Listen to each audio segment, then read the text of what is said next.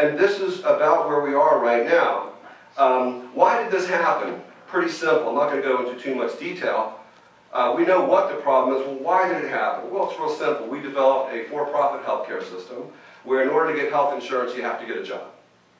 And if you're poor, you may or may not get Medicaid. To get Medicaid, you have to be a woman with children, correct? You're the experts up here.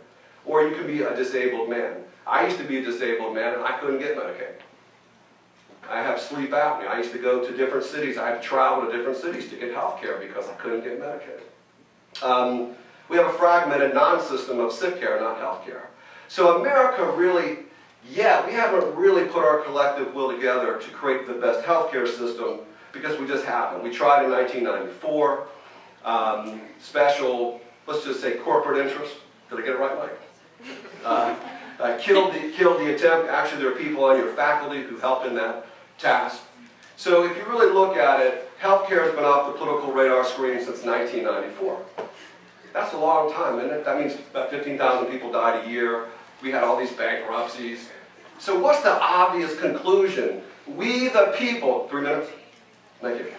We the people have to become involved in this. And Jesse Jackson, I think I was a law student at Chapel Hill, who came to speak at my school, and he said, you don't have to be in a burning house to know that it's on fire. Does that make sense? In other words, you already know that we have a system that's not working. You saw Sicko, right, Michael Moore? Yeah. Michael Moore got 25,000 stories when he was filming that he couldn't show. There's been 300 town hall meetings just on Mr. Connor's bill alone. We've seen all the DVDs and all the testimony. This system is in need of immediate reform, and the time is now, and we need you to help us. We need you to help us. So as the result of the underinsured bankruptcies and the debt, there's been all kinds of grassroots movements on the state level, the national level, and as a result of the movement for universal health care, led by people who, most of them, couldn't get health care, we now have a demand. We have a demand from our presidential candidates. We have demands in Congress to fix the system. That came from you, the people.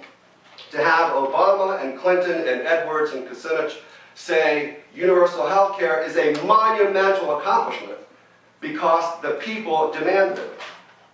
So where are we now? We're at the moment where universal health care is here. The question is, what will it look like? When will it be introduced? And will it get passed? So what do we have in Congress? We have bills by Senator Wyden, which is very similar to the Massachusetts plan, and basically you get a voucher for private insurance. Make private insurance more affordable. There are those that say that it works well. There are those that say it don't work well. A lot of people don't like the mandates. We get the email traffic all the time. You've got Senator Kennedy. We got to wish him a speedy recovery. Who's talking about a plan you can buy into Medicare. You can buy into the plan that we're on, the congressional plan, which is basically a cafeteria of private plans. You can buy into Medicare, our plan, and keep what you have. Then you have the John Conyers plan, which we seem to like, where you can expand and improve Medicare to everybody in a non-profit system. Not socialized medicine that you often hear about. Socialized medicine is Britain. That's where the government owns and operates the facilities and pays the doctors. That's not what we're talking about. What we're talking about is Medicare, improved and expanded for all, which means our bill would allow you, doctors, nurses, public health providers, therapists, to run your system and deliver your care without the interference of insurance companies and others who are practicing without a license. Now, the reason why I said that is, just think about that for a second. Now, you go to the doctor, go see Dr. Posio in Detroit. Say, Dr. Posio, I need some care. I'm bipolar, I'm schizophrenic, I need some medication. And it's in the middle of the night.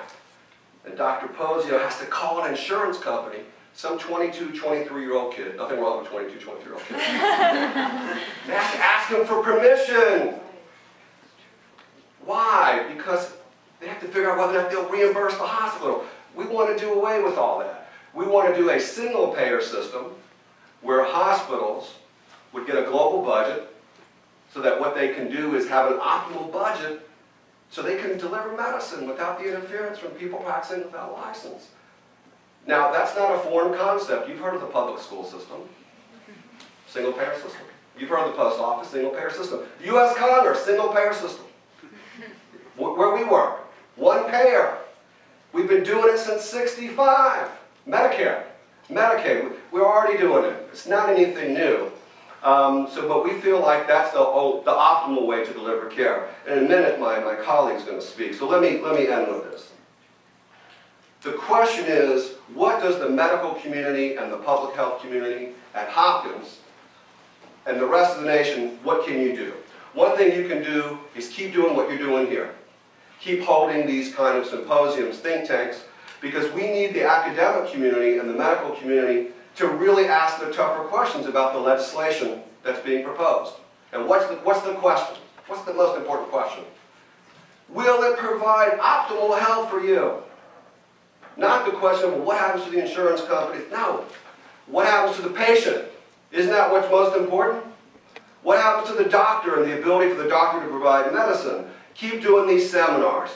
Keep doing these symposiums. Put them on television. Put them on radio. See if you can get other medical schools and schools of public health to also examine the questions. What will the premiums cost?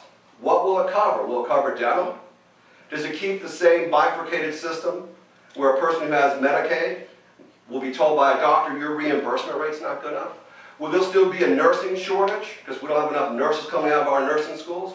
Will there still be a doctor shortage because we don't have enough doctors going into primary care because they're kind of forced to go into specialty care? Your community has to ask those questions. And in terms of what we're doing, we're going to make our staff and our team, what we're doing is we will be reading healthcare horror stories on the House floor on C-SPAN day and night until we pass quality, affordable, accessible, universal health care for all, so that there's no delay. Delay politics happen, called delay politics. When the government says we don't have enough money to do universal health care, we've got a war in Iran, we don't have enough money to do this because we've got to balance the budget, and 47 million people can't wait anymore. They can't wait anymore. There's money in the system, we just have to have the political will. So I close by saying, if you work with your Congressman Cummings, one of the best, most powerful members of Congress that we have, and you meet with his staff, Congressman Cummings, one of the most supportive advocates of universal health care, and you work with your senators, and you work with your Maryland delegation, and you meet with them, and you talk to them, you don't have to say, I want you to support H.R. 676, although of course we wouldn't mind that. What we want you to say is, we want you to fix this system now. We want universal health care, and there are a few bullet points: no financial barriers, quality, affordable, accessible, and that means what it says. And if it's okay, I'm done. Thank you for giving me an opportunity to speak to you.